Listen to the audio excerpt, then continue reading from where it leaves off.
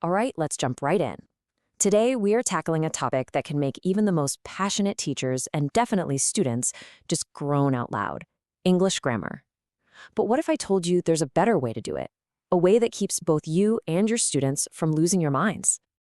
This quote it hits the nail on the head, doesn't it? Teaching English grammar is a bit like teaching cats to swim. It's technically possible, but you should probably expect a whole lot of resistance, maybe a scratch or two.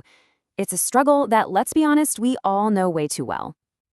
So, what is the core issue here? What's the big problem with teaching grammar?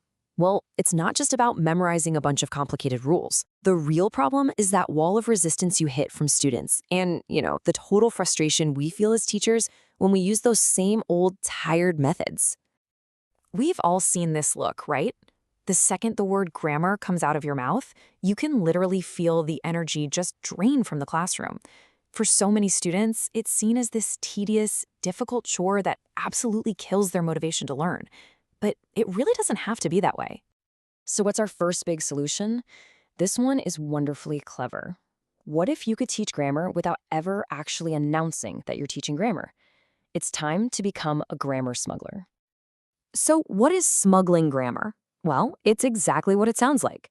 We stop standing in front of a whiteboard listing out rules, and we start weaving those rules into real, actual conversations. It works because it lowers that affective filter, that mental wall that shoots up when students get nervous or anxious. We're putting the grammar in a context that's fun, relevant, and way more interesting. And just look at the difference this makes. It's night and day. The old way, today we will study conditionals, is an absolute snooze fest. Guaranteed. But the smuggled way, asking something like, if you won the lottery, would you still come to class? All of a sudden, every single student has an opinion. They're excited, they're talking, and they are using conditional grammar perfectly without even thinking about it. Okay, our next strategy. This one requires a really powerful shift in our mindset. It's all about changing our relationship with mistakes and learning to see them not as failures, but as actual wins. We've all been here a million times. You hear a super common mistake, like this one with the past tense. Your first instinct might be to just jump in with a quick, sharp correction. But there's a much, much better way to handle this. And that better way is a simple 3-step process. First, you hear the mistake. But step 2, this is the real game changer. You celebrate the attempt. Why?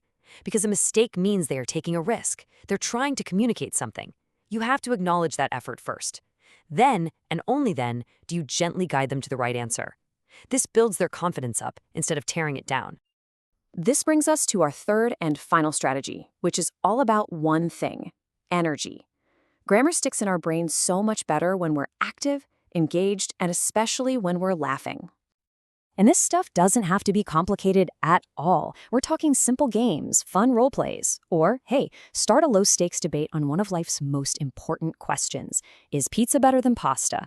I mean, seriously. Suddenly your students are defending their opinions, using comparative adjectives, building arguments, all while they're just having a good time. So, after going through all these strategies, what's the big takeaway? It's really about changing our perspective.